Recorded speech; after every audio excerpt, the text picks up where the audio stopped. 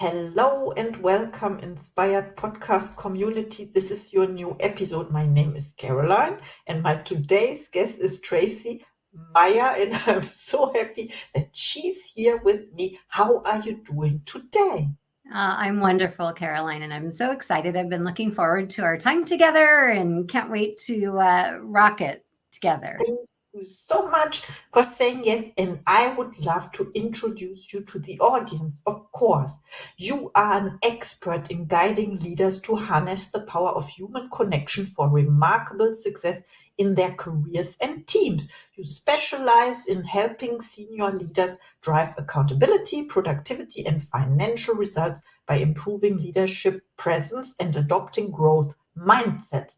You also equip leaders with tools to attract and retain top talent while getting the best out of every team member. As an executive leader, trainer, coach, entrepreneur, and author of the 5-star rated book, The Leadership Contradiction, you share both your successes and challenges to help others grow. Welcome to the Inspired Podcast, Traycee Thank Maya. you. Thank you. I'm so excited to be here, Caroline. Do Thank you you. recognize yourself? I didn't I mix up. do recognize, and it's very humbling. So thank you Oh, for sharing thank that. you So, so much yes. for joining. So, my first question is, in your book, The Leadership Contradiction, what are the key takeaways for leaders looking to improve their team dynamics and performance? Oh, that's a great question. And there's so many takeaways. In fact, I've seen people who have the book dog-eared and tagged, and there's so many practical things that you could start on right away. But the premise of the book is the leadership contradiction is really kind of calling out the fact that leaders who are not connected to their employees and who are not aware of who they are as a leader and really just focus on themselves and don't treat their employees well, all of these negative, dark, fearful behaviors, I believe disqualifies them from being a leader. In my opinion, and I coined the term leadership contradiction, is that they're just they disqualify themselves from being a leader, and they become just a boss. And these are the types of quote unquote leaders that people leave. This is where highly qualified individuals and top talent just leave. They fire their bosses by walking out the door and saying, "I've had enough." And so the leadership contradiction is saying, you know what, there's a way to be a leader through connecting authentically with your employees, to paying attention to who they are, to valuing them, to seeing them, to hearing them. And so my goal, after 40 plus years in leadership positions myself, and having trained and developed hundreds of different leaders, is to help leaders that are struggling, to help new leaders, to help teams who have problems connecting because they have a leader who's negative or who tries to put them against each other. All of this old school stuff that doesn't work anymore for truly great employees.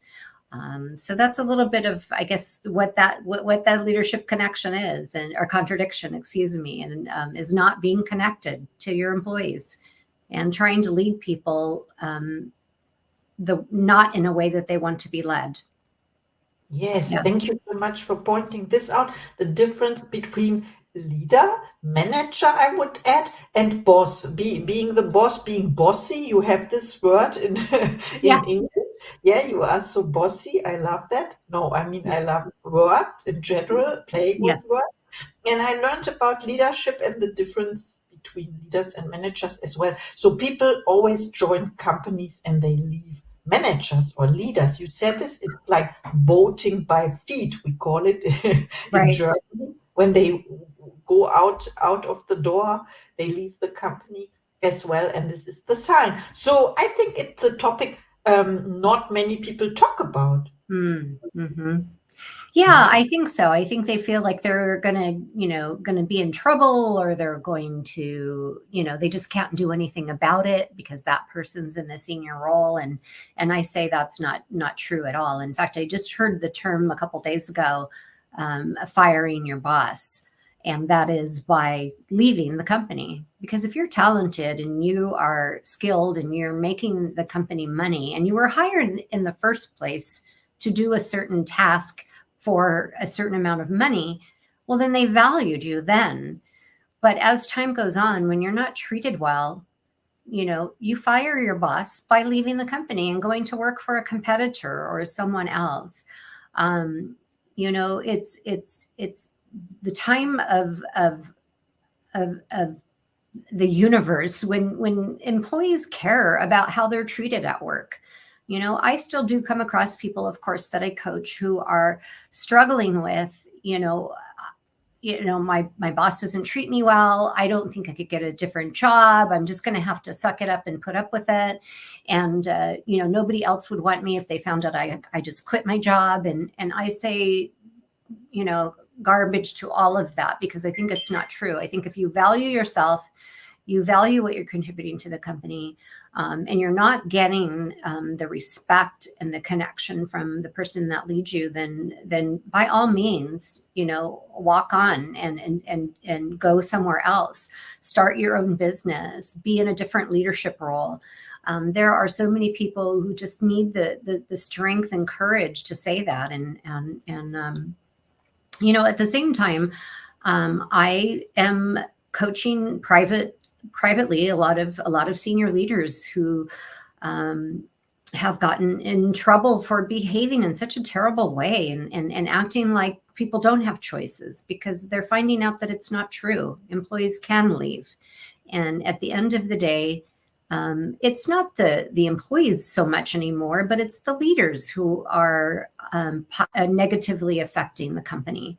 Because if they're not leading the quality employees correctly, they're the ones who are damaging the company. So the ones that realize that, either by themselves or because maybe HR has gotten involved, and sometimes attorneys, because people, employees are suing bosses who are causing them emotional stress. And and I get a chance to interject and get in the middle of that and say, okay, let's privately talk about some of the behavior and why being a tough guy, tough girl, whichever, doesn't matter, man or woman. There's a lot of, there's both out there that are just bosses who are, so negative and so focused on their own ego that they forget that they need to pay attention and give their employees time and support, and see them for the quality employees they are. So times are changing. I love how on the back of your platform there it says stories of change, and that's exactly what's happening in the workforce. I know we have 5 generations of workforce currently in the workplace, and I believe not only is Gen Z driving this, but also people, the Generation X, the people that are, I'm kind of like at the top of the Generation X. I'm not a baby boomer. I'm on the X and on the edge of the X. And, so I grew up with all the old school, things of you got to do this, you got to do that. You have to go out every night after work and have cocktails with your bosses so that you can look like you're showing up. And I think that's all baloney. I don't think that none of that's the case. I think that people are taking back their lives. Those, like myself, I just turned 59, and I quit my last corporate job last year and said, I'm not doing it anymore. You can't give me a big enough title or a big enough salary to make me feel terrible every day. Just not going to happen. So instead, I'm started my own business, BU Leadership, to help develop others and to help people in the workplace that know that there's a better way to go to work every day. and I can help, either end of that. So I'm so excited to talk to you today about, just inspiring stories about human connection. At the end of the day, it's about that. People are demanding no less today. Yes, that's so true. It's about connecting. And you talked about connecting. The leader has to connect with their employees and ensure that they are able to execute their job correctly. And what you said about that the leaders in at the end they are responsible for the results, let's say, and also for the damage. You use this word Mhm. as well, the damage, and it's so important to point that out, and also to know that we always have the choice. That's why I named my podcast that way. And stories of change, normally it's stories of change and success, because when you are open to for the change, then it will lead you to success. And this is what I point out with the stories of my guests like you. And congratulations, first of all, you had your birthday and you made a decision to leave corporate world and build your own business. This is very courageous, and for me, it is a leading example.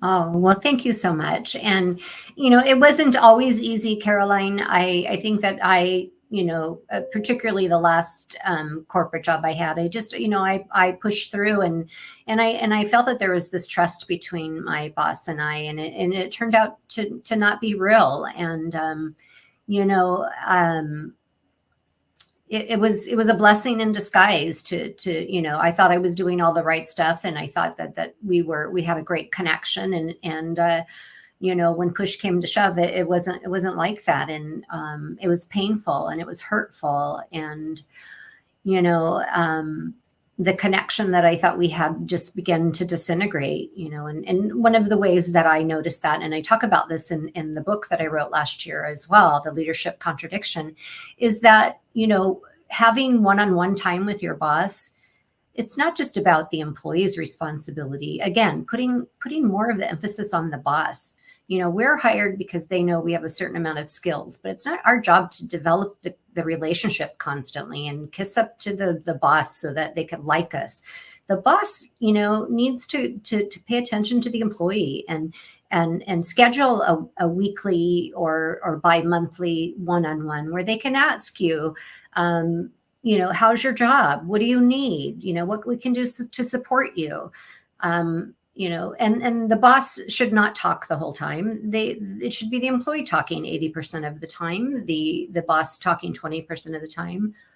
But what happens more than often is not only is the boss just talking the whole time about themselves, they cancel the meetings, because they're too important. They've got busy things to do. They've got a report or whatever, when at the end of the day, the most important asset that they have is the employees that work for them. And so they end up not spending time with them, feeling like they're not doing their job, and they fire these people. When in reality, it's the boss that should be fired. Not always. Okay, there are some bad employees out there. So I've been in leadership for more than 40 years. So I know that there are some bad employees out there. But there's also some bad leaders, and it's possible that, it's likely that I didn't always do things right either. And actually, I talk about that in my book. I made some mistakes. I that's how we learn. But I also know that some of the employees that I was able to spend time with and really give them attention are those that flourish. The same with me. I remember the bosses that helped me flourish and let me take the inherent skills that I had and apply it to their company. That's when people really grow. Yeah, so I get really passionate about this sort of thing. Thank you so much for sharing. This reminds me, like, we always remember the leaders that made us feel the happiest, or the most seen and heard, of course. I love Mhm. that so much. Of course, I have another question for you. Okay. How do you help leaders cultivate a growth mindset while driving accountability and productivity within their organizations? Oh, that's a wonderful question. And the answer may not be what most would seem. The best way to cultivate productivity and to get the best response and results out of your employees is to see them and hear them, and to have a personal connection with them. When we just treat our employees as though, they're a piece of paper that we hired and they have the job requirements for the job, we're missing the opportunity to treat them as unique individuals. I believe that everybody is uniquely equipped to do their job, but do it in their way. And I think that the true path to success for leaders is to tap into what are those amazing skills that the employees have, and care about them as human beings. Care about, if they have a family. Care about, do they like to, do something particular for a vacation that you could ask about, coming up in a couple of months. It's just caring about the human. We are all human beings, and I think this has been, a tough last 3 or 4 years. I think that has only emphasized that there's more to our life than our job. We may spend 40 hours at a job, but we all want our life back. We want to be with our families. We want to vacation. We want to come home in the afternoon and see our child or our grandchild's baseball game, or do things that balance our lives. I know, work-life balance was a thing for a while, but I don't think it needs to be a thing. I just think we just need to have a life, and that our job is only part of it. And so, yeah, I think that a true leader that's going to be successful is going to tap into the unique inherent qualities of each of those employees and help support them in being the best that they could be, inside and outside of work. Yes, absolutely. Being authentic as well and doing it their way. You pointed out we are so valuable and we are human beings as well. And I think the task, or the responsibility of a leader is also to create the space. You talked about meetings being canceled, and because it was not important for them. So yeah. Yeah, absolutely. And and being a normal human being as a leader, like you're not any better because you have a title and you get paid more money. I used to do this really fun thing at many of the jobs that I was a leader in. I would call it a 2:00 walk. And at 2:00 for 10 minutes, I would invite anybody in a manager or leadership position, on salary, of course, to just come out for a walk and walk around the building. And it would be a chance to chit chat about something that was important at work, or talk about their weekend, or just get 10 minutes of fresh air and exercise. But the 2:00 walk, I did it in many places, but it was just to kind of help us, remind us that we're all normal human beings, and getting some fresh air and walking for a few minutes is a good way to restart your day, and show each other that you care about them as a person.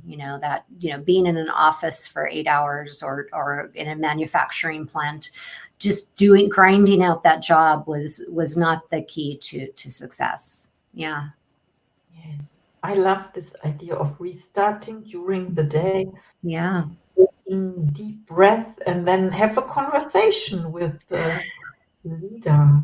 Yes, Yeah. thank you so much for sharing. Of course, I have another question is, what are the most common leadership challenges you've seen, and how do you guide leaders in overcoming them for long-term success?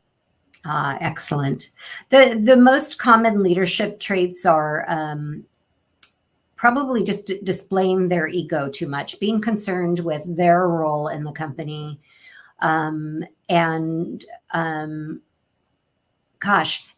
also not having the ability to individually manage their team. And what I mean by that is, So first, they think it's all about them, and we all know how that. We don't need to get into that. It's just being too much focused on them when it really needs to be focused on the employees, and then not treating every employee the same. I've said many times that I don't think employees need to be treated fairly. And it's a quote that's been all over the world that I've said in my book, but there's more to it. It's not from regards to a DE&I standpoint or HR or compensation. It's about that individual human and the thing and who they are. You know, we're all unique, but it's actually I think the biggest mistake people make. As an example, you know, I was in a large sales team, and even as a senior leader, I had a boss, and you know, we weren't making our sales goals right as a team, but there was 3 or 4 of us who were exceeding the goals. Well, instead of the boss or leader going to the people who are struggling and say, what do you need for help? How can the other team members, or how can I help you get your goals? They brought everybody into the room and reprimanded everybody because everybody was in trouble. You know, we weren't making the numbers, and he was in trouble with his boss. So there's his ego again, right? And everybody leaves feeling deflated, feeling like they didn't do their job well enough, when in actuality, several of us were exceeding our goals. And then we're the ones who are going to feel worse about it because we're high achievers and we want to do more. So I would challenge leaders that, you know, if you've got 1 employee or 2 employees that need some special attention, take the time and give it to them. You know, don't treat everybody the same as though, you know, you don't have the courage to pull one person aside and say, you know, you need to do better, and here's how, you know, tell me how I can help you. They just destroy the camaraderie of the whole team because they don't know how to help lift up one person. So that to me is one of the biggest mistakes, and I've seen it happen time and time again over the years. So don't make that mistake. Yeah, I would tell leaders.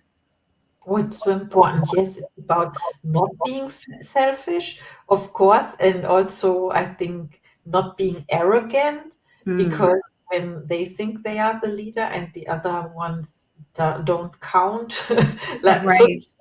Yes. So my next question is about your goals, because you talked about goals already. What are your next goals? Do you set goals? And what is one of your next projects?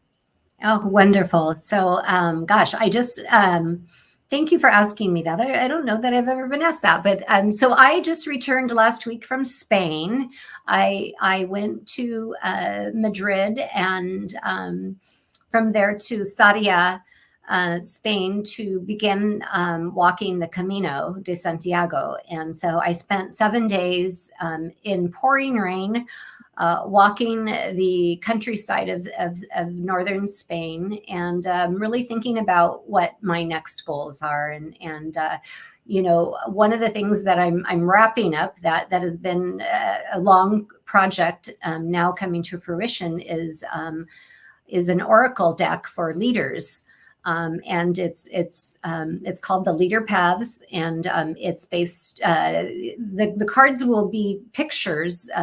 They're pictures that I have taken myself in different trips I've taken around the world, and different paths, and talking about the different choices we have as leaders, and giving some insight to that. So I'm currently working on that, and hope to have that out, and at least a tease on my website in the next couple of months, so it can be finished, you know, by the first of the year, if not sooner. And so I'm excited because it'll be a bit of a companion to the book I published last year on leadership contradiction.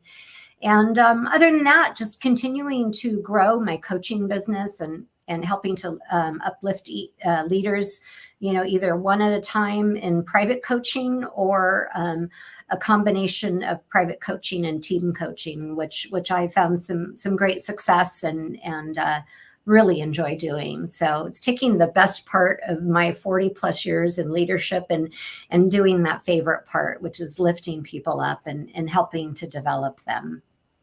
So Wow. that's what's coming up. I absolutely love Oracle decks. And yeah, and thank you so much for sharing and doing this. When you were talking, I saw the path of leadership and also the places all around the world you were in, without knowing, of course, Oh, but I heard about the Camino, El Camino, yes. the path of the Saint Jacob, and I have to tell you, my youngest son is named Jacob after Okay. because there's the younger Jacob and the elder one, and we named him after how's the name? The Jacob, the Actually, year. they I think they refer. There's a couple different ones, but I think that the St. James Cathedral is where the walk ends. No matter if you're coming from France or from Portugal or from southeastern Spain or Ireland or yes, so yeah, it's in a pretty phenomenal thing. I may be doing it again next year, so I'll keep you posted too. Taking a team of people who are interested. Yeah. Oh, thank you so much for sharing. I never did this, so I never visited that place, but I know Santiago de Compostela. Now I know. Yes, Yeah. in Spain, of course, in Catalan, I don't know how you call this, but Well, and there's so many videos on YouTube. If you're interested in exploring it more, you can explore the Camino. And I think behind me here, I don't know if you could see it, but that's my passport for all the locations I visited within the Camino, because you do get passport stamps along the way at small little cafes and in these little towns that you pass through that are hundreds of thousands of years old. It's just absolutely beautiful. So we'll have to have another conversation down the road on the oracle cards and some more insight into leadership. I see it. Thank you so much. And there are also books, of course, about Paulo Coelho. You know this about Yes. when he went the path. Yes, I love this so much. Thank you for sharing. And Oh, now is the time for your last thoughts, final thoughts to the audience, please. well, thank you. And so, yes, the book Pilgrimage by Paulo Coelho is excellent. I read that as well. Um, this we only have one life, and we are all different and unique people.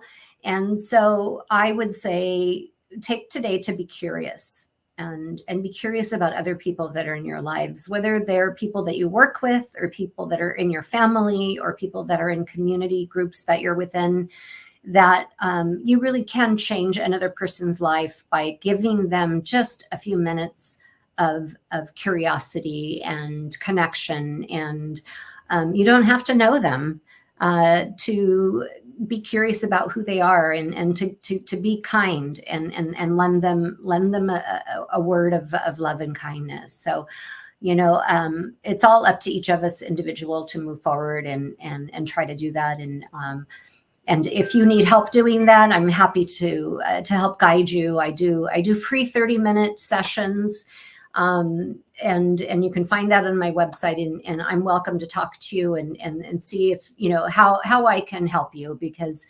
I love what I do. I love supporting others, and I have the 40 years of leadership to back it up. So, and a few credentials, but that's. Oh, thank you so much for sharing. Yes, I will put it in the show notes. Of course, your links. Please reach out to Traycee. She's amazing. She shares her knowledge with us, her wisdom from all those years. And or you reach out to me, I will introduce you. Of course, we know how to find you, where to find you. And thank you again for this interview. You're welcome. It's a pleasure to have met you, Caroline, and I know that we will remain friends and looking forward to this journey together. We are connected now, and I see you in the next episode.